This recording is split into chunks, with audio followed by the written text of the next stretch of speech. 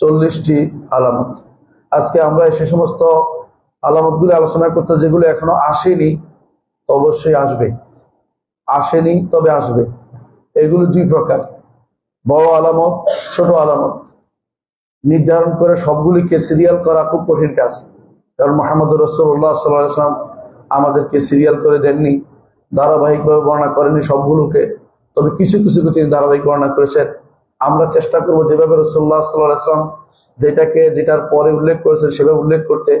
যদি ধারাবাহিক এদিক সেদিক হয়েও যায়, মৌলিকভাবে এটা বিশ্বাস করবেন যে এগুলো কোরআন এবং সহিহ সুন্নাহ এসেছে, সুতরাং এগুলো আশা সত্য, এগুলোর উপর আমাদেরকে যথাযথ ঈমান রাখতে হবে এবং এগুলোর ঈমানকে কোনোটাকেই আমরা ঈমান থেকে বাদ দিতে পারবো না। এগুলো গুরুত্বপূর্ণ ঈমানের জায়গা। যখনই এগুলি আমাদের সামনে আসবে তখনই সেগুলোর উপর ঈমান রাখতে হবে। সম্মানিত মুসলিয়ান কিরাম, আজকে যে অংশটুকু আলোচনা করছি এই অংশটুকু বর্তমানে ফিতনার বড় কারণ। ফিতনার কারণ কেন? কিছু মানুষ এগুলোকে খুব দ্রুত ঘনিয়ে নিয়ে আসছে, কিছু মানুষ এগুলোকে আবার সুদূর পরাহত মনে করছে। এই দুই এর মাঝখানে হচ্ছে হক, যে এগুলো আসলে নিকটবর্তী, তবে একেবারে এসে গেছে এই জাতীয় কোনো সিদ্ধান্ত দেওয়া উচিত নয়। কোনো আলামতকে নিয়ে এসে বর্তমান প্রেক্ষাপটের ব্যাখ্যা করা কখনো উচিত নয়। হতে পারে বলা যেতে পারে, নাও হতে পারে বলা যেতে পারে, কিন্তু এটাই ঘটনা ঘটেছে, এই ঘটনাই ঘটবে নির্ধারণ করে বলে দেয়া যে সমস্ত আলামত আসেনি, সেগুলোকে পরিপূর্ণভাবে আপনার মন মতো ব্যাখ্যা করার কোনো সুযোগ নেই। এই মন মতো ব্যাখ্যা করে অনেক ব্যক্তি পথভ্রষ্ট হয়েছে। যুগে যুগে বহু মানুষ এর মাধ্যমে ফিতনা তৈরি হয়েছে। এমনকি আপনারা জানেন, এই ফিতনার আগুনে পুড়ে একবার মক্কা কাবা পর্যন্ত আগুনে পুড়েছে বহুবার, এমনকি হারামাইন শরীফাইনের বহু আলেমকে, খতিবকে পর্যন্ত নির্মম পরিণতি বজায় রাখতে হয়েছে, অর্থাৎ নির্মম পরিণতির শিকার হয়েছে। তাকে কেউ কেউ আঘাত করেছে, কেউ কেউ আঘাত করতে চেয়েছে, এরকম যে নিজে মাহদি দাবি করে বসেছে। এই জাতীয় জিনিসগুলো আমাদের ওই সমস্ত আলামতের অন্তর্ভুক্ত, যেগুলো এখন আসেনি। বেশিরভাগ মানুষ সেগুলো নিয়ে ফিতনা ছড়ায়। অনেকে আছে হতাশা থেকে সেটা সব ফিতনা ছড়ায়।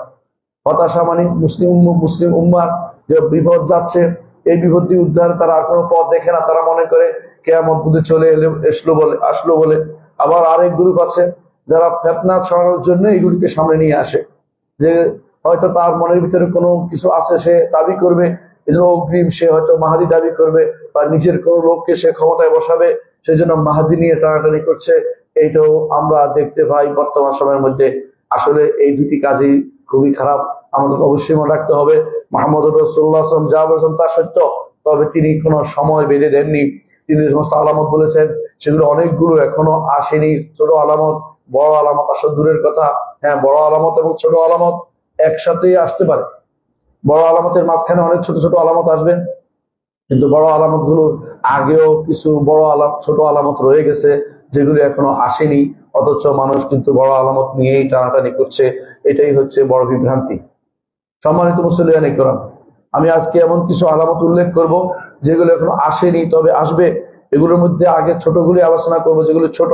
ছোট অর্থ এই নয় যে এখন একেবারে এগুলো হীন মনে করা, তুচ্ছ মনে করার বিষয় নয়, বলে এগুলো বিশাল ব্যাপার হইতে পারে, তবে এগুলো অর্থ হচ্ছে এগুলো বড় আলামতের আগে আসবে, আবার এগুলিতে কোনোটা বড় আলামতের মাঝেও আসতে পারে।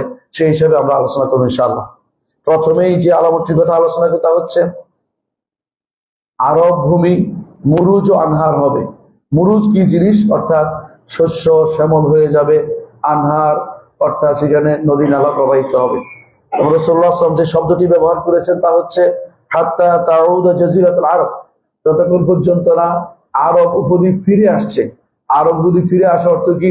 আরব উপদ্বীপ আগে এই অবস্থায় ছিল, এখন আবার ফিরে আসছে। সুবহানাল্লাহ, আগে এই অবস্থায় ছিল, সেটা মানুষ যদি আগে থেকে এই বিষয়ে রাসূলুল্লাহ সাল্লাল্লাহু আলাইহি ওয়াসাল্লাম জ্ঞান না দিত, তাহলে কোনোদিনই সেটা বিশ্বাস করার সুযোগ থাকতো না। কিন্তু আমরা বিশ্বাস করি মুহাম্মদ রাসূলুল্লাহ সাল্লাল্লাহু আলাইহি ওয়াসাল্লাম যেহেতু বলেছেন যে আগে অবস্থায় ছিল, আবার এই অবস্থায় ফিরে আসবে, তাহলে বোঝা গেল আরব উপদ্বীপ সমস্ত পাহাড় পর্বত দেখতে পাই, এগুলো এক সময় পানি দ্বারা পরিপূর্ণ ছিল, এগুলো শস্য শ্যামল ছিল, আবার সে অবস্থা ফিরে আসবে। মুহাম্মদ রাসূলুল্লাহ সাল্লাল্লাহু আলাইহি ওয়াসাল্লাম সেটা বলেছেন। হাদিসটি সহিহ মুসলিম এসেছে। অনুরূপ আরেকটি হাদিসে এসেছে, মুআয ইবনে জাবাল রাদিয়াল্লাহু আনহু বলেন, তাবুকের যুদ্ধে আমরা যখন যাচ্ছিলাম, মুহাম্মদ রাসূলুল্লাহ সাল্লাল্লাহু আলাইহি ওয়াসাল্লাম বললেন, আগামী দিন তোমরা অমুকখানে যাবে, সেখানে আমাদের আগে কেউ যদি যাও সাবধান, তোমরা কিন্তু সেখানে দুইটা প্রস্রবণ আছে, ঝর্ণা আছে, পানির জায়গা আছে, সেখানে হাত দিবে না, নষ্ট করবে না। কিন্তু দুইজন অগ্রিম গিয়ে সেখানে বসে আছে। মুহাম্মদ রাসূলুল্লাহ সাল্লাল্লাহু আলাইহি ওয়াসাল্লাম বললেন, তোমরা কি পানিতে হাত দিয়েছ? বলে, ইয়া রাসূলুল্লাহ, অল্প একটু নিয়েছিলাম। রাসূলুল্লাহ সাল্লাল্লাহু আলাইহি ওয়াসাল্লাম তাদেরকে খুবই তিরস্কার করলেন, এই কাজটি তোমরা কেন করলেন? তারপর তিনি তাদেরকে বললেন, ইয়ে মুআজ, যদি তুমি জীবিত থাকো দেখতে পাবে এই সব এলাকা সব পানির প্রস্রবণে পরিণত হয়েছে। অথচ সেটা এখনো হয়নি। তার হচ্ছে এটা হবে, কিন্তু কোন সময় হবে আমরা এটা বলতে পারছি না। এই জন্য এটাকে নির্ধারণ না করে বলে যে এটা অবশ্যই হবে।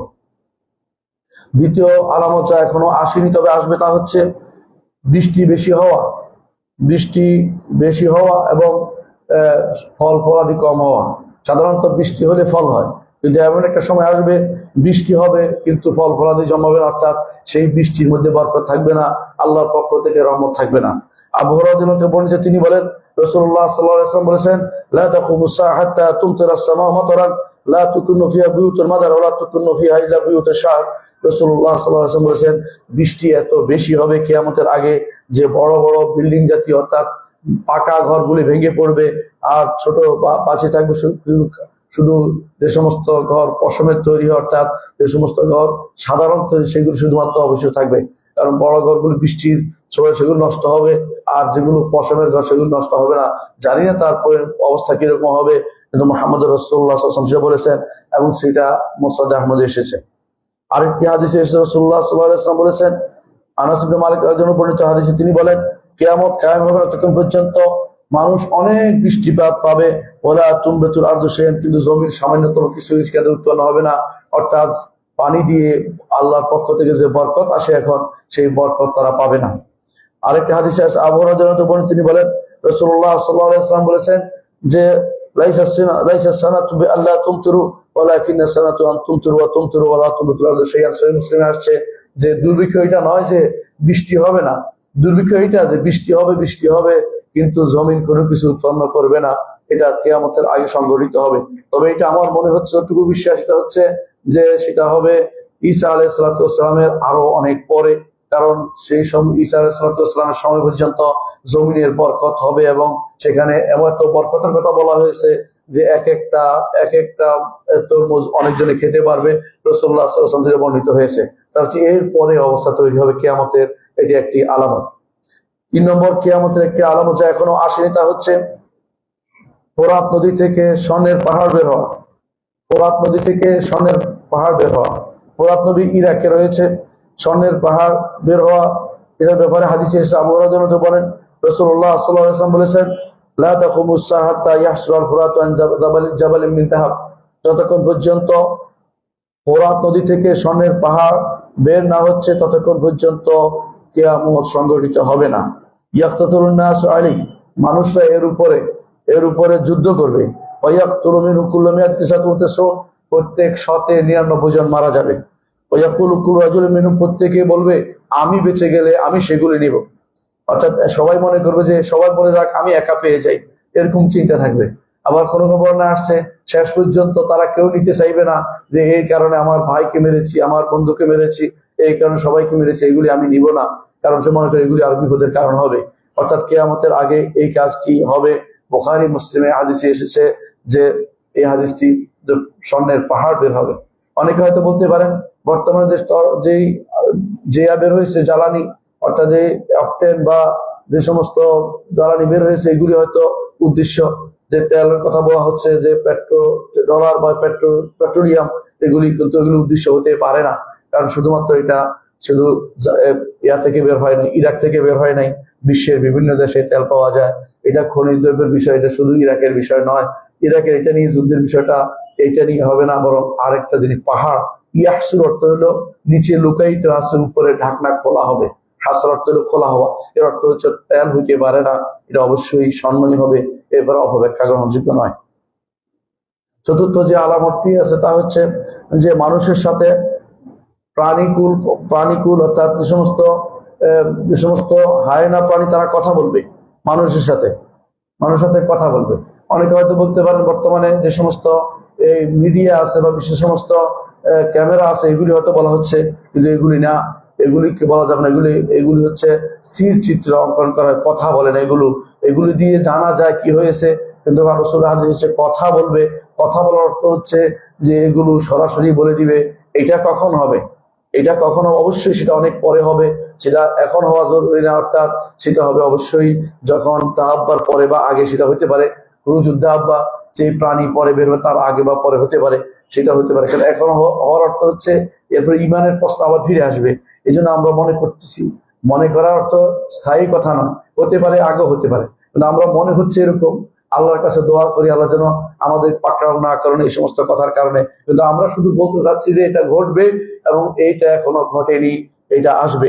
আবু সাইদ খুদরি রাদিয়াল্লাহু আনহু বর্ণিত, তিনি বলেন রাসূলুল্লাহ সাল্লাল্লাহু আলাইহি ওয়াসাল্লাম বলেছেন, সাদাকা ওয়াল্লাযী নাফসি বিয়াদিহি, সত্য সত্য বলেছেন যার হাতে আমার প্রাণ, তার শপথ করে বলছি, লা তাকুমুস সাআ হাত্তা ইউকাল্লিমা সিবাউল ইনস, কিয়ামত কায়েম হবে না ততক্ষণ পর্যন্ত প্রাণীগুলো, হায়না প্রাণীগুলো মানুষের সাথে কথা বলছে, হায়না প্রাণীগুলো মানুষের সাথে কথা বলছে। ওই কলম রাজুল আদাবাত সৌতিহি, মানুষের হাতে যে লাঠি থাকবে, লাঠির সামনে তার তার মানুষের লাঠির সামনে অগ্রভাগ তার সাথে কথা বলবে। ও সিরাকুনা আলিহি, জুতার পিতা তার সাথে কথা বলবে। ওই ইখবিরুহু ফাখিদুহু বিমা আহদাস আহলু বাদাহু, এবং তার রান তাকে বলে দিবে, তার রান তাকে বলে দিবে যে তার পরিবার তারপরে কি অপকর্ম করেছে, অর্থাৎ লুকানোর কোনো সুযোগ থাকবে না। এখন হয়তো আপনি বলবেন যে ক্যামেরা বা এই জাতীয় কিছু বা আইএআই জাতীয় কিছু, এগুলো নাও হতে পারে।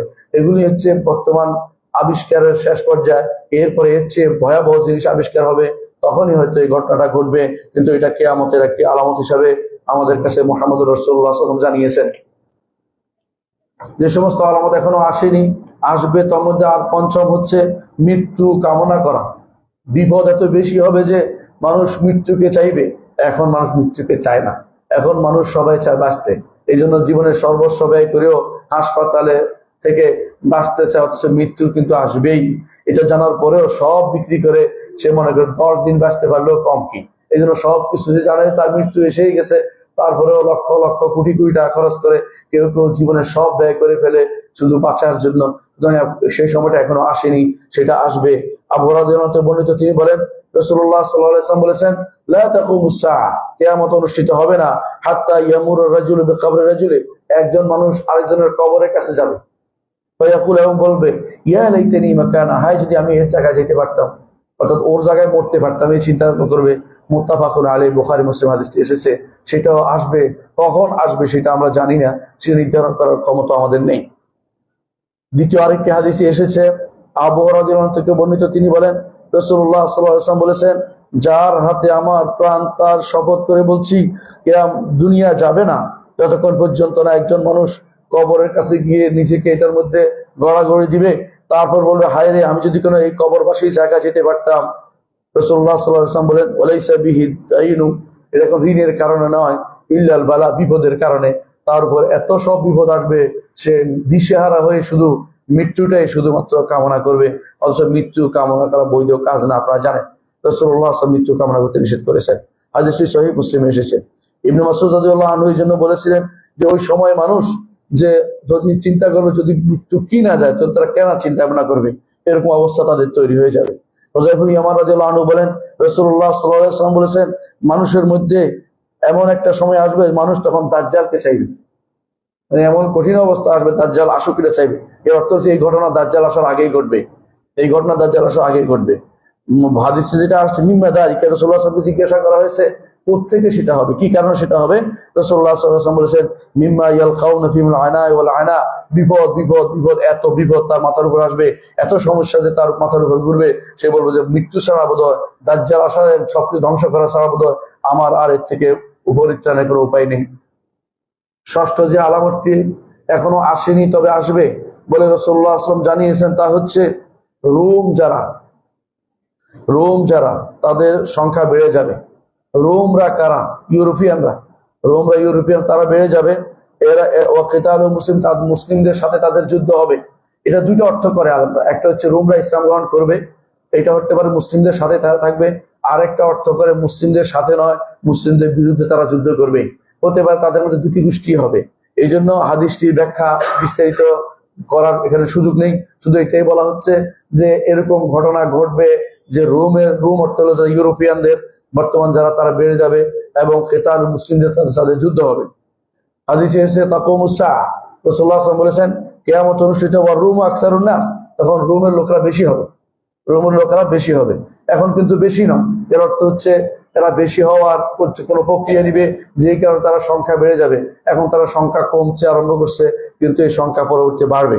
দ্বিতীয়ত আরেকটি হাদিসে রাসূলুল্লাহ সাল্লাল্লাহু আলাইহি ওয়াসাল্লাম বলেছেন কিয়ামতের আগে 6টি আলামত তোমরা গণনা করো। তার মধ্যে একটি বলেছেন সুম্মা হুদনাতুন তাকুনু বাইনাকুম ওয়া বাইনা বানিল আসফার, তোমাদের মধ্যে এবং ইউরোপিয়ানদের মধ্যে অর্থাৎ যারা বানিল আসফার সাদা চামড়ার লোক, ওদের সাথে তোমাদের একটা হুদনা হবে, মীমাংসা হবে, একটা চুক্তি হবে। ইয়াগদিরুনা, তারা তোমাদের বিরুদ্ধে গাদ্দারি করবে। ওয়ায়াতুনাকুম তাহতা সামানিনা গায়া, তারা 80টা ঝান্ডা নিয়ে তোমাদের বিরুদ্ধে যুদ্ধ করতে আসবে। তাহতা কুল্লি গায়াতিন ইসনা আশারা আলফান, প্রতি ঝান্ডার নিচে 12,000 করে সৈনিক থাকবে। অর্থাৎ তাদের যদি সংখ্যা হিসাব করা হয় তাহলে 9,60,000 সৈন্য নিয়ে তারা যুদ্ধ করতে আসবে। এটা হচ্ছে রাসূলুল্লাহ সাল্লাল্লাহু আলাইহি ওয়াসাল্লাম বুখারীতে হাদিসটি এসেছে। আমরা এই ঘটনাটা উল্লেখ করি সাধারণত যে দাজ্জালের আগে ঘটনাটা ঘটবে, দাজ্জাল আসার আগে ঘটনাটা ঘটবে। কেন এটা বলে থাকি? কারণ হাদিসগুলো এর সাথে সম্পৃক্ত। যে যখন এই যুদ্ধ চলতে থাকবে তখন একবার বলা হবে দাজ্জাল বের হয়েছে, মুসলিমরা বের হয়ে দেখবে দাজ্জাল বের হয়নি। আবার যুদ্ধের সময় আবার বলা হবে দাজ্জাল বেরিয়েছে, মুসলিমরা খুঁজতে বের হবে, দেখবে দাজ্জাল বের হয়নি। তৃতীয়বারে তারা বুঝতে পারবে দাজ্জাল বেরিয়েছে। এই জন্য বোঝা গেল যে এটা দাজ্জালের অব্যবহিত পূর্বে হবে দাজ্জাল আসার। এবং কেউ কেউ বলেছেন যে ইমাম মাহদী এটার সেনাপতি থাকবে, এটা কিন্তু প্রমাণিত হয় নাই। বরং ইমাম মাহদী সেনাপতি পরবর্তীতে মুসলিমরা যখন হতাশ অবস্থায় থাকবে, তাদের কোনো নেতা থাকবে না, তখন তারা কাবার কাছে ইমাম মাহদীর হাতে বায়াত করবে। এটাই শুধুমাত্র আমরা প্রমাণ পাই। সুতরাং ওই যুদ্ধতে ইমাম মাহদী নেতৃত্ব দিবেন এমন কোনো প্রমাণ আমাদের কাছে নেই। শুধু এটা ধারণা করে যেন আমরা না বলি। সুতরাং বোঝা গেল এরকম একটা ঘটনা ঘটবে। মোট কথা হচ্ছে এরকম ঘটনা ঘটবে, কিন্তু এটা হচ্ছে কিয়ামতের একটি আলামত যা এখনো আসেনি। কিয়ামতের আলামতের আরেকটি হচ্ছে কনস্টান্টিনোপল, যেটা এখন আমাদের ইস্তাম্বুল বলি, এটা মুসলিমদের আবার পুনরায় জয়লাভ করবে বেদুনে কেতাল, কোন রকমের যুদ্ধ ছাড়া। এখন বলতে পারে এখন তো আমাদের হাতেই আছে, সেটা হতে পারে আবার যাবে। যুদ্ধের পরিস্থিতি কোন দিকে মোড় নেয় কেউ বলতে পারে না। এই জন্য শেষ পরিস্থিতি হাদিসকে আমাদের বিশ্বাস করতে হবে। অবস্থার পরিপ্রেক্ষিতে হাদিসকে আমরা অপব্যাখ্যা না করি।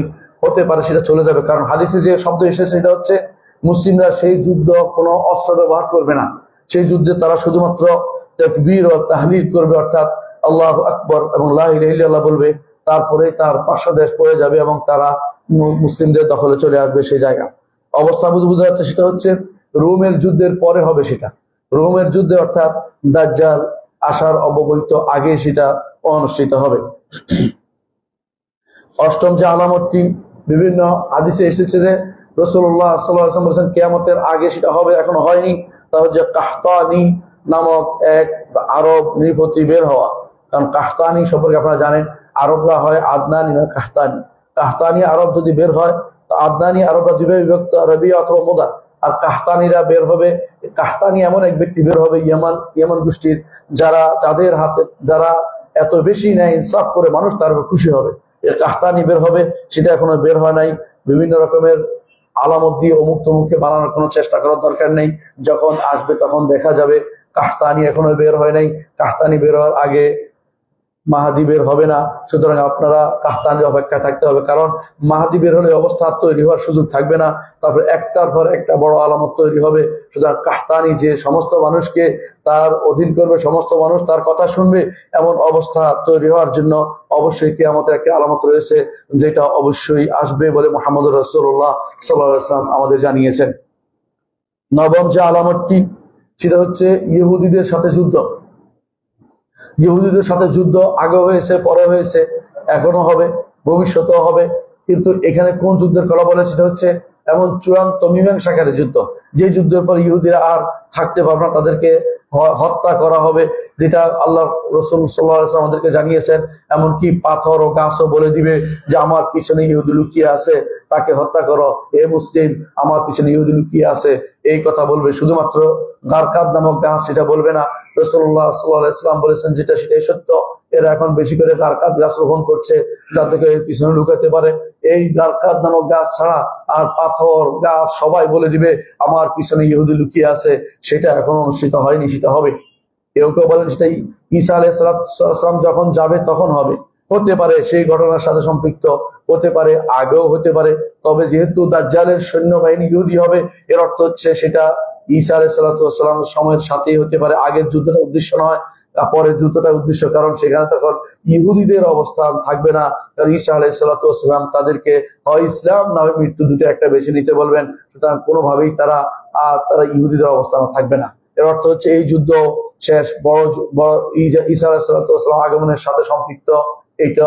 এটা কিয়ামতের একটি আলামত বলে মুহাম্মদ রাসূলুল্লাহ সাল্লাল্লাহু আলাইহি ওয়াসাল্লাম জানিয়েছেন, যা এখনো আসেনি। 10 নম্বর হচ্ছে মদিনা তার খারাপ লোকদেরকে বের করে দেবে মদিনা থেকে। মদিনা তো রাসূল সাল্লাল্লাহু আলাইহি ওয়াসাল্লাম থেকে খারাপ লোকরা বেরিয়ে যাবে, তারপর সেটা শেষ জমানায় ধ্বংস হবে। এর অর্থ খারাপ লোকরা কখন বেরিয়ে যাবে? দাজ্জাল গিয়ে মদিনার চারপাশে চিৎকার করবে, খারাপ লোকরা সেখান থেকে বেরিয়ে যাবে। ইমানদার কেউ সেখানে থাকবে না। সবাই দাজ্জালের আহ্বানে সাড়া দিবে, দাজ্জালের জান্নাত নামক জাহান্নামে প্রবেশ করবে এবং সেখানে বড় ধরনের কর্মকাণ্ড ঘটবে বলে আপনারা জানেন। যে সেখানে এক ব্যক্তি এসে বলবে আমি সাক্ষ্য দিচ্ছি তুমি দাজ্জাল। তো তাকে বল তোমাকে বাবা মাকে জীবিত করলে তুমি কি মেনে নিবে? বলে না, তোমার বাবা মাকে জীবিত করে দেখাবে।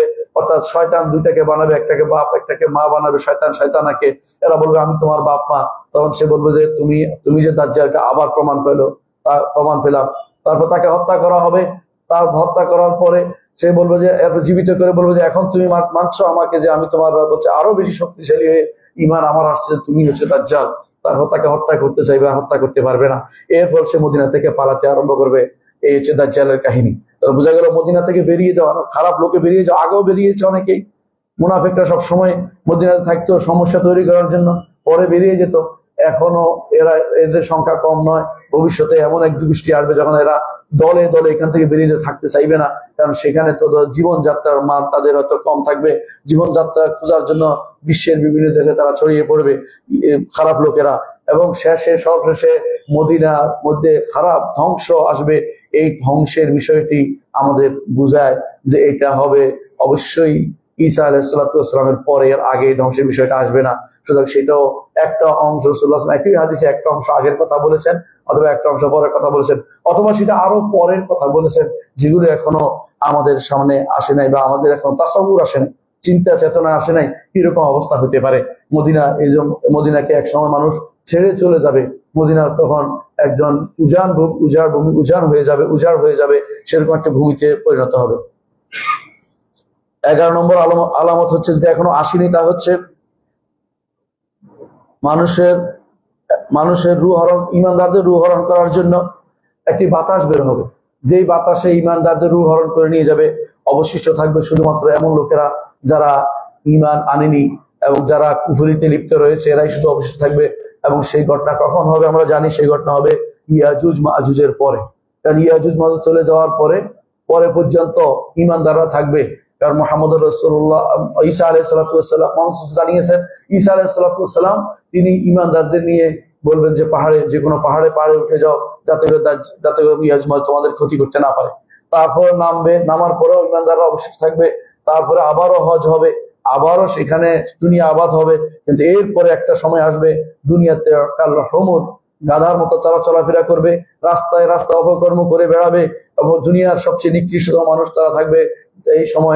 এই সময়ে এমন একটি বাতাস বেরোবে, যে বাতাস ইমানদারদের রূহকে হরণ করে নিয়ে যাবে।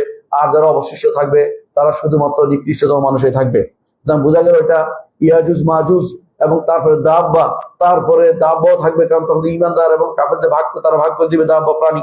এরপরে আসবে, অর্থাৎ এটা কিয়ামতের অব্যবহিত পূর্বে সেই বাতাস বেরিয়ে যাবে। 12 নম্বর যে আলামতের কথা মুহাম্মদ রাসূলুল্লাহ আমাদের জানিয়েছেন কিয়ামতের পূর্বে অনুষ্ঠিত হবে, এখনো হয়নি, তা হচ্ছে আল্লাহর ঘরকে হালাল করা। অর্থাৎ আল্লাহর ঘর ভাঙবে, একটা একটা করে পাথর ভেঙে নিয়ে যাবে। আল্লাহর ঘরে লুট হবে এবং আল্লাহর ঘরের বিভিন্ন জিনিস যে যেমনি পাবে এমনি নিয়ে যাবে এবং আল্লাহর ঘরকে আর সম্মান করা হবে না, এরকম ঘটনা ঘটবে বলে মুহাম্মদ রাসূলুল্লাহ সাল্লাল্লাহু আলাইহি ওয়াসাল্লাম জানিয়েছেন। এবং সেটা মনে হয় যতটুকু আমাদের বিশ্বাসে আসছে, যতটুকু বোঝা যাচ্ছে যে সেটাও হবে যখন এই ঘরের হামি তারা থাকবে না, হেফাজতকারীরা থাকবে না, তখনই সেটাও অবশ্যই ঈসা আলাইহিস সালাতু ওয়াস সালামের পরে ঘটবে। কিন্তু নির্ধারণ করে বলা হচ্ছে না কখন ঘটবে, সেটাও সর্বশেষ মুহূর্তের দিকে হতে পারে, অথবা সেই সময় হতে পারে যখন দাব্বাতুল আরদ চলে যাবে, তারপরে হতে পারে। ইমানদাররা যখন আর আল্লাহর ঘরের তোয়াফের দিকে যাবে না, তখন কেউ হয়তো আল্লাহর ঘর ভাঙতে চলে যাবে। রাসূলুল্লাহ সাল্লাল্লাহু আলাইহি ওয়াসাল্লাম তার একটা পরিচিতি দিয়েছেন যে বাঁকা পা বিশিষ্ট হবে এবং হাবশী হবে, আফ্রিকান হবে। সেটার পরিচয় মুহাম্মদ রাসূলুল্লাহ বলেছেন তার মাথা যেন কিসমিসের মতো, অর্থাৎ সেটা যেন মাথার মধ্যে মাথাটা পেঁচানো, অর্থাৎ সেটা সোজা মাথা নয়, এরকম মাথার কথা রাসূলুল্লাহ বলেছেন সেই লোকের। 13 নম্বর আলামত হচ্ছে সেটা হচ্ছে কোরআন উঠে যাওয়া। আর কোরআন উঠে যাওয়ার বিষয়টি একেবারে সব শেষের অন্তর্ভুক্ত, যখন আর কোনো তওবা কবুল হবে না। কারণ ইমানদাররা ইমানের সালাতে দাঁড়াবে কিন্তু কিছু করতে পারবে না, তাদের মুখ থেকে কিছুই বের হবে না। আবু হুরায়রা রাদিয়াল্লাহু আনহুকে বলা হলো যে ওই সময় দাঁড়ালে তাদের কি লাভ হবে? রাসূল তখন আবু হুরায়রা রাদিয়াল্লাহু আনহু বললেন তাদেরকে এই যে দাঁড়াচ্ছে তারা চেষ্টা করেছে, এই জন্য তারা জাহান্নাম থেকে মুক্তি পাবে, তারা জাহান্নাম আগুন থেকে মুক্তি পাবে, আল্লাহর আযাব থেকে তারা মুক্তি পাবে। এই 13টি আলামতের কথা আমরা এখনো জেনেছি। ছোট আলামত হিসাবে সেগুলিকে একসাথে উল্লেখ করেছি। সবগুলো যে আগে হবে তা নয়, সবগুলো যে বড় আলামতের আগে হবে তা না, এগুলো হবে বড় আলামতের মাঝে মাঝে এগুলো সংগঠিত হবে। বড় আলামতগুলি আমি আলোচনা করতে চাই, যেগুলি এখনো একটাও আসেনি। বড় আলামতগুলি এক নম্বর হচ্ছে আল মাহদী। আর মাহদীর ব্যাপারে আপনারা জানেন যে এই 1400 বছরে প্রায় 3000 মাহদী বের হয়েছে। এর অর্থ হচ্ছে এই মাহদীর কোনো শেষ নেই। প্রত্যেকে দাবি করে তারা মাহদী, এক একজন এমনকি নিজের নামদের মাহদিয়া পার্টি নাম করে ফেলেছে কেউ কেউ। এমনকি মাহদী গোষ্ঠী বেরিয়েছে সুদানে, তারা সামনে এক পকেট পিছনে আরেক পকেট রাখে জামার মধ্যে। তো যদি জিকের পিছনের পকেট করে সময় নাই, এই জন্য যুদ্ধ করতে যাইতে হবে তাড়াতাড়ি করে, এই জন্য সামনের পিছনে দেখার সুযোগ নেই, এই জন্য তারা এরকম পকেট বানিয়েছে।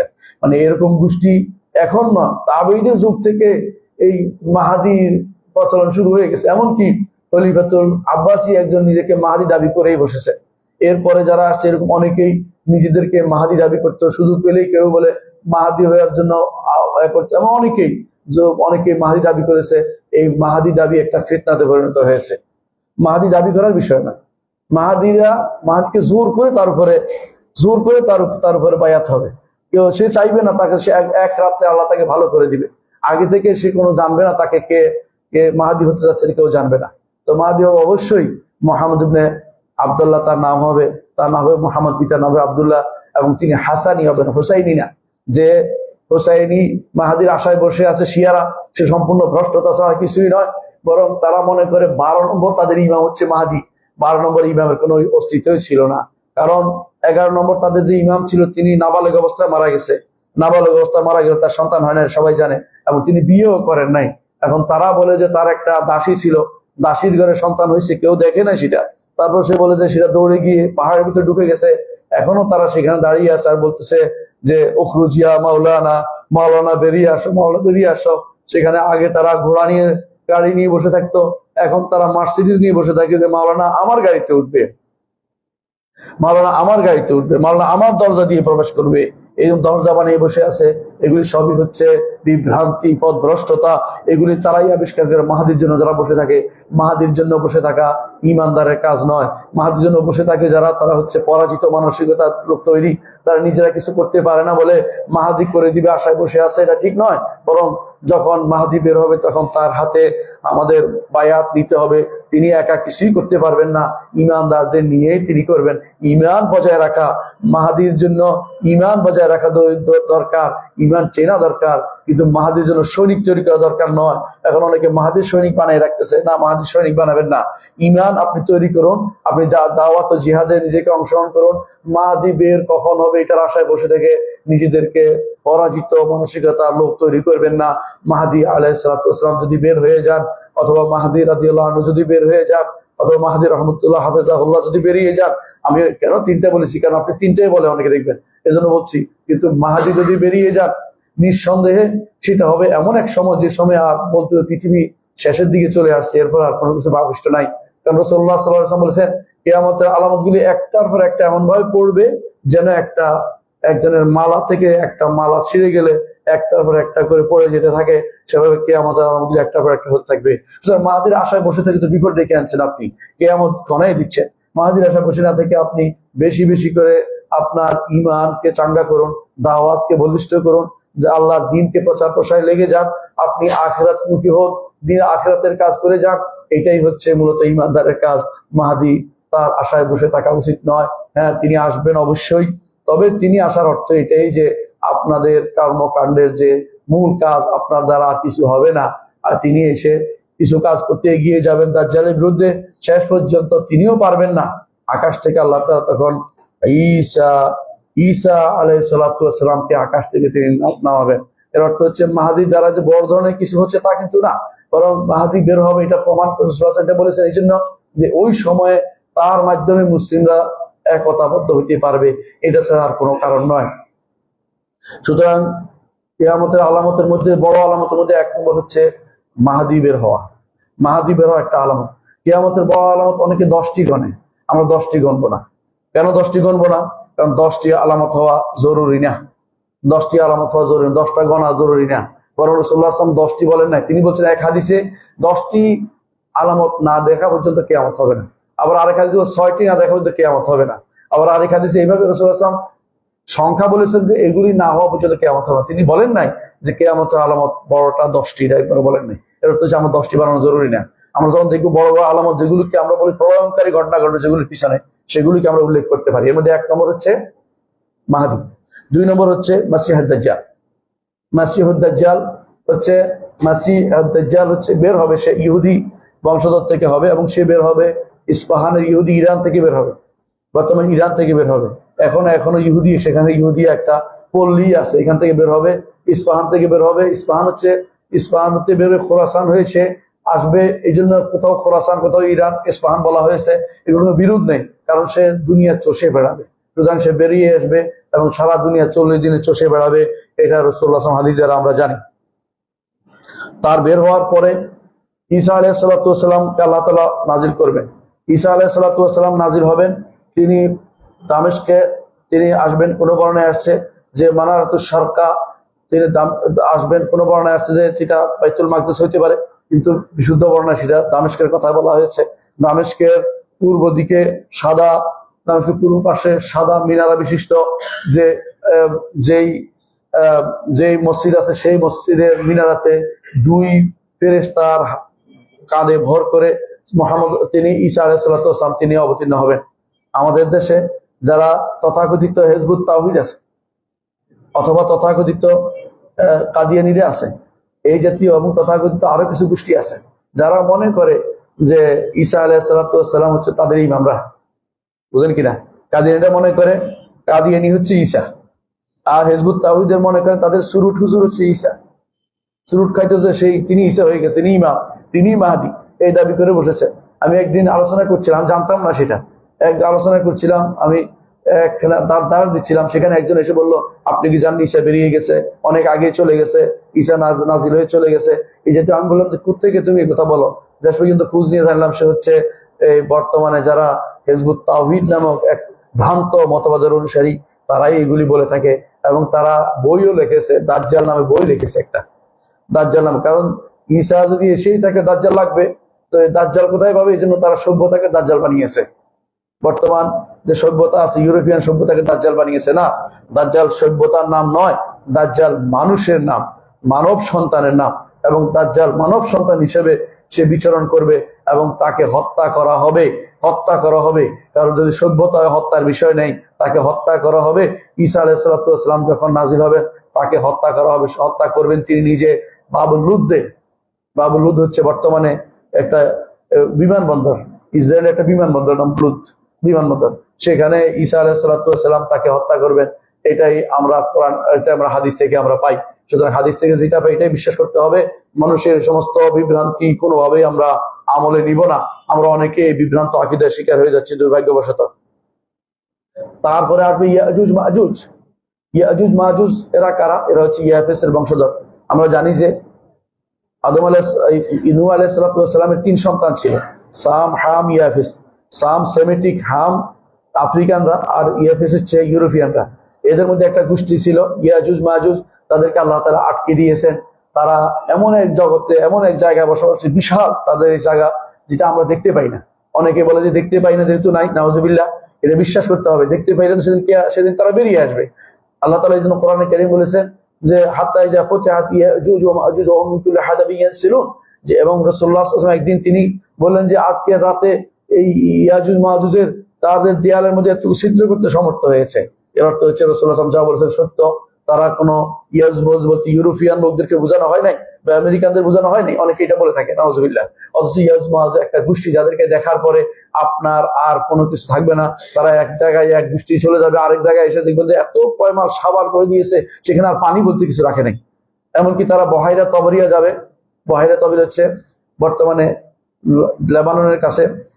সেখানে গিয়ে তারা এমন ভাবে পানিটা পান করবে যে ওদেরই পরবর্তী যায় সুপ্ত জায়গায় হেঁটে চলে যাবে, পানি বলতে কিছু থাকবে না। মানে এরা এতটুকু জমিনের বুকে ফেতনা ফাসাদ তৈরি করবে। এরা যখন বের হবে, ঈসা আলাইহিস সালাম তখন আল্লাহ হুকুমে তাদের নিয়ে পাহাড়ে পর্বতে উঠে যেতে বলবেন, যে তোমরা পাহাড়ে উঠে যাও, কারণ এরা দুনিয়াতে ফেতনা ফাসাদ তৈরি করবে। তারপর আল্লাহর পক্ষ থেকে তাদেরকে আল্লাহ তাআলা এমন কিছু দিয়ে ধ্বংস করবেন যেগুলো আমাদের কল্পনারও বাইরে। তাদের বগলের নিচে রোগ হবে, সেই রোগের কারণে তারা ধ্বংসপ্রাপ্ত হবে। তারপর ঈসা আলাইহিস সালাম সবাইকে নিয়ে নিচে নামবেন, বা সমস্ত ঈমানদাররা নিচে নামবে, এবং সেগুলি আল্লাহ তাআলা এমন এক পাখি পাঠাবেন সেগুলিকে উড়িয়ে নিয়ে সাগরে ফেলে দিবে।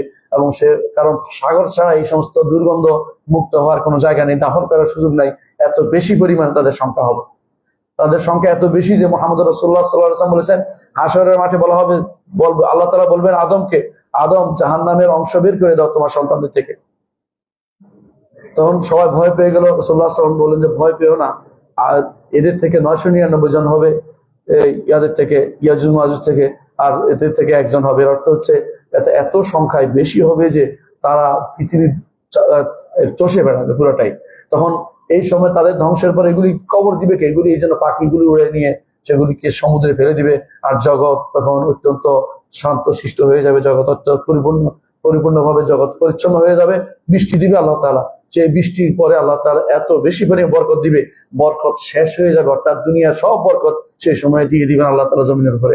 এবং সেটা অনেক বেশি পরিমাণ ফল ফলাদি হবে, যেটা আমাদের হাদিস থেকে প্রমাণিত আমরা দেখতে পাই। ইয়াজুজ মাজুজের এই ঘটনা অবশ্যই কিয়ামতের একটি আলামত এখনো হয়নি, এবং 10 কিয়ামতের সেই বড় আলামত গুলির একটি। পঞ্চম কিয়ামতের বড় আলামত হচ্ছে 3টি ভূমিধস হওয়া। ভূমিধস আগেও হয়েছে, এখনো হচ্ছে, কিন্তু এইটা হচ্ছে প্রলয়ঙ্কারী ভূমিধস, যেটা মানুষ চিন্তাও করেনি। খাসমুল মাশরিক, খাসমুল মাগরিব, প্রাচ্যে একটি ভূমিধস হবে, পাশ্চাত্যে একটি হবে, আরব উপদ্বীপে একটি হবে। এই 3টি ভূমিধসের মাধ্যমে আল্লাহ তাআলা মানুষদের সংখ্যা কমিয়ে দিবেন। একটা সময় আপনি দেখবেন সব খালি পড়ে আছে, বিশাল বিশাল স্থাপনা করছেন আপনারা লক্ষ লক্ষ টাকা খরচ করে। আপনারা মনে করছেন যে এটা বোধহয় পৃথিবীতে তারা সবসময় থাকবে, এরকম ভাবে করছেন। তোমরা মনে করছো, আল্লাহ তাআলা কোরআনে কারীমে বলছেন কওমে আদ সম্পর্কে, যে তোমরা মনে করছো যে তোমরা তাখলুদুন, চিরস্থায়ী হবে। অনেকে যে সমস্ত রাস্তা বানাচ্ছে, ওইটা বানাচ্ছে, ওইটা বানাচ্ছে, মনে করছে এটাই সমাধান, কিন্তু এটা সমাধান না। ইমানিয়াত বড় সমাধান। মুহাম্মদ রাসূলুল্লাহ সাল্লাল্লাহু আলাইহি ওয়াসাল্লাম এত উন্নয়নের চিন্তা করেননি, ইমানি উন্নয়নের চিন্তা করেছেন। আমরা দুনিয়ার উন্নয়ন দিয়ে ভরিয়ে দিচ্ছি, কিন্তু ইমানি উন্নয়নের কোনো চিন্তা নেই। আমরা পড়ানোর ক্ষেত্রে কি পড়াচ্ছি? গান বাদ্য দিয়ে আমাদের সব ভরাই রাখতেছি। গান বাদ্য দিয়ে সন্তানদের তৈরি করার জন্য 60,000, 25,000, 65,000 গান বাদ্যকারীদের নিয়োগ দিচ্ছি।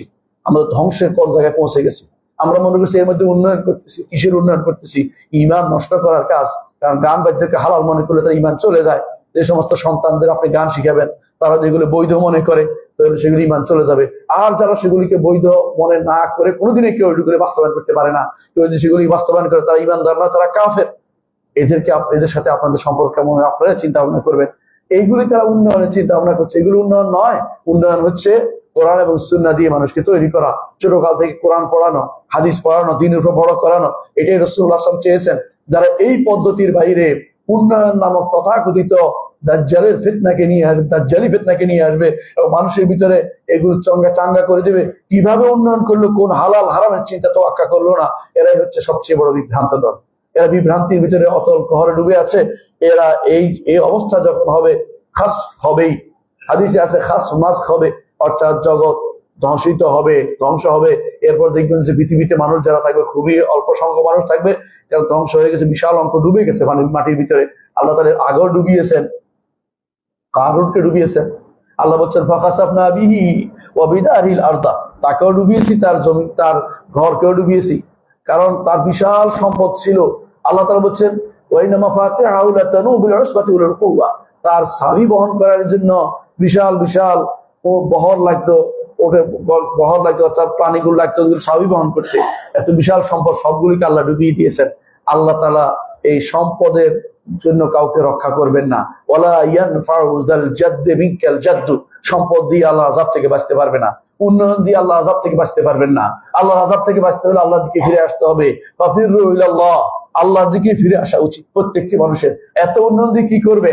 আপনার একটা বাড়ি আছে, আরেকটা বাড়ি না করলেও চলে, মাথা গোজার ঠাই আছে, আপনার বাড়তি কিছু করার দরকার নেই, এত চিন্তা করেন না। মুহাম্মদ রাসূলুল্লাহ সাল্লাল্লাহু আলাইহি ওয়াসাল্লাম বলেছেন মান আসবাহা আমিনান ফি সিরবিহি, যে ব্যক্তি সকালে উপনীত হয়েছে, আমিনান ফি সিরবিহি, একটা ঘর আছে, সিরবত হলো চিকন ঘর যেখানে ঢুকতে পারে, ছিদ্র গর্ত আছে, এরকম একটা গর্তের মধ্যে নিরাপদ আছে। মুআফান ফি জাসাদি, শরীরটা সুস্থ আছে। ওয়াইনদাহু কুতু ইয়াউমিহি, তার একদিনের খাবার আছে। বা কান্নাহু হিজাতাহু দুনিয়া বিহাদাফিরিহা, দুনিয়া যেন পরিপূর্ণভাবে তাকে দেয়া হয়েছে। অথচ আমরা শুধু জমাই আর জমাই, কিভাবে একটা বাড়ি, দুইটা বাড়ি, তিনটা গাড়ি করতে পারি, এই চিন্তা অবশ্য থাকি। যতটুকু তার একান্ত প্রয়োজনের বাইরে যেটাই জমাচ্ছে, সেটা আপনার জন্য বিপদের কারণ হবে। অর্থাৎ আপনি আল্লাহমুখী হতে পারেন নাই। মুহাম্মদ রাসূলুল্লাহ সাল্লাল্লাহু আলাইহি ওয়াসাল্লাম আদর্শ আমরা অনুসরণ করি, সেদিকে ফিরে যাই। উন্নয়ন নাম দিয়ে আমাদের যে ধ্বংস হচ্ছে, আমরা যে প্রতিযোগিতায় নেমেছি।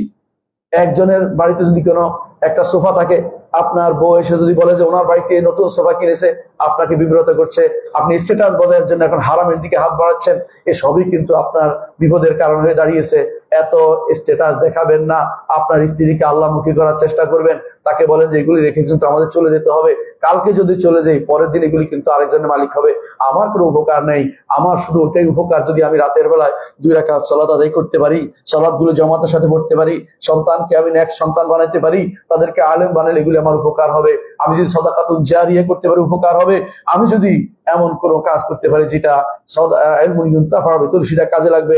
এর বাইরে আমার কোনো কিছু আমার নয়, সবই কিন্তু অন্যের। সুতরাং এর যে পিছনে দৌড়ে গিয়ে, যেটা আল্লাহ তাআলা বলেছে আলহাকুমুত তাকাসুর হাত্তা যুরতুমুল মাকাবির, অবস্থা তৈরি হয়ে যাবে। সম্মানিত মুসলিম, বলছিলাম যে পঞ্চম যে কিয়ামতটা হচ্ছে ভূমিধস হবে। এই ভূমিধস কোন জায়গা হবে আমরা তো বলতে পারছি না। এমনও তো হতে পারে বিশাল এলাকা নিয়ে হবে, নাহলে রাসূলুল্লাহ সাল্লাল্লাহু আলাইহি ওয়াসাল্লাম সাবধান করতেন না। বিশাল এলাকা নিয়ে হওয়ার অর্থ হচ্ছে এমনও হতে পারে বাংলাদেশের ভূমিটা পুরোটাই মাটির নিচে চলে গেছে। আপনি তখন এত কিছু করেছেন, কোন কাজে লাগবে? আপনার এই সমস্ত বড় বড় যে বিল্ডিং করেছেন, এক একটা বিল্ডিং এর দিকে তাকালে, উপর দিকে তাকালে টুপি পড়ে যায়, এরকম অবস্থা বিল্ডিং তৈরি করে রাখছেন। এগুলিও কোনো কাজে লাগবে না, এগুলি মাটির নিচে চলে যাবে। ক্ষণিকের 10 মিনিট যদি কোনো ভূমিকম্প হয়, 5 মিনিট 10 মিনিট না, ভূমিকম্প হলো, আপনি কি মনে করেন বাংলাদেশ টিকে থাকবে? ঢাকা শহর সবার আগে ধসে যাবে। আপনি এত ধসাকর জিনিসের চিন্তা কেন করছেন? এগুলি তৈরি করছেন, যদি তৈরি কাজে লাগতো তাহলে কথা ছিল, কিন্তু যেগুলি আপনি তৈরি করছেন এগুলি আপনার কোনো কাজে নাও লাগতে পারে। হয়তো এমন হইতে পারে আপনার সন্তানের কাজে লাগেনি। অনেক মানুষের গল্প আমরা শুনি, বিশাল বিশাল বাড়ির মালিক, বিশাল বিশাল, এমনকি তিনি চলাফেরা করতেন সবচেয়ে বেশি দামি গাড়িতে, কয়েকদিন পরে তিনি এখন ভিক্ষা করছেন, 1 টাকা 2 টাকা চেয়ে বেড়াচ্ছেন। কেন সেটা হয়েছে আপনারা সেটা ভালো করে জানেন। কারণ মানুষের অবস্থার পরিবর্তন হয়। আপনার সম্পদ যেটা এখন আল্লাহ দিয়েছে, এটাকে আল্লাহর কাজে লাগা। আমরা আল্লাহর কাজে যদি কোনো চাই আপনাদের কাছে, আপনারা দেখি 1 টাকা 2 টাকা দেন, হারামের জন্য আপনাদের টাকার অভাব হয় না, অনবরত খরচ করে যাচ্ছেন। কখন হবে? রাসূলুল্লাহ আমাদেরকে বলেছেন এরকম অবস্থা যখন তৈরি হবে, তখনই শুধুমাত্র ভূমিধস হবে। তারপর ষষ্ঠ যে আলামতটা হচ্ছে ধোঁয়া। একটা ধোঁয়া আসবে, যে ধোঁয়ার কারণে মানুষের হরণ হয়ে, ধোঁয়া ইমানদারদেরকে চোখে, যত ইমানদার থাকবে তখন বোঝা যাচ্ছে চোখের তখন এর মতো হবে তাদের, যে মানুষের যে সর্দির মতো হবে, আর কাফেরদেরকে এটা ভালো করে পেয়ে বসবে। এরকম ধোঁয়া তাদের শাস্তির জন্য আসবে, এবং সেটা সর্বশেষ আলামতের কাছাকাছি হবে মনে হচ্ছে। সপ্তম আলামত হচ্ছে পশ্চিম দিগন্তে সূর্য ওঠা। পশ্চিম দিগন্তে সূর্য ওঠার পর আর কোনো তওবা কবুল হবে না, এবং সেটা আমরা জানি। অষ্টম আলামত হচ্ছে একটা প্রাণী বের হওয়া, যে ইমানদার কাফের চেয়ে হাত দিয়ে নির্ধারণ করে দিবে, কপালের উপরে দাগ দিয়ে দিবে। এমনকি পরবর্তীরা বলবে যে ওর থেকে উটকিনি যার কপালে দাগ আছে, ইমানদার এবং কাফের আলাদা করে দিবে। আর সর্বশেষ যে আলামতের কথা বলবো সেটা হচ্ছে আগুন বের হবে, যে আগুন মানুষদেরকে একসাথ করে দুনিয়ার হাসর হচ্ছে, সেটা হচ্ছে সিরিয়া, বর্তমান যে শাম, বর্তমান যেটাকে আমরা সিরিয়া বলি সেটা না পুরোটাই, এটা হচ্ছে শাম, লেবানন বা সিরিয়া, লেবানন, জর্দান এবং ফিলিস্তিন, পুরো এলাকাটাই হচ্ছে শাম, যেটাকে রাসূলুল্লাহ শাম বলতেন। এই শাম অর্থাৎ কাবার এই পার্শ্ব বাম পাশে হওয়ার কারণে শাম বলা হয়। এই পুরো শাম এলাকার দিকে মানুষদেরকে তাড়িয়ে নিয়ে যাবে, চারদিকে একটা আগুন বের হবে, এই আগুন তাদেরকে তাড়িয়ে নিয়ে সেখানে উপস্থিত হবে এবং তাদের উপরেই কিয়ামত কায়েম হবে। কিয়ামত কায়েম হওয়ার পরে পরবর্তী যে আলোচনা সেটা ইনশাআল্লাহ আগামী খুতবাতে আমরা করব। আল্লাহ আমাদের তৌফিক দান করুন। আকুলু কাউলি হাযা ওয়া আস্তাগফিরুল্লাহ লি ওয়া লাকুম ওয়া লিসাইরিল মুসলিমিন ওয়াস্তাগফিরুহ।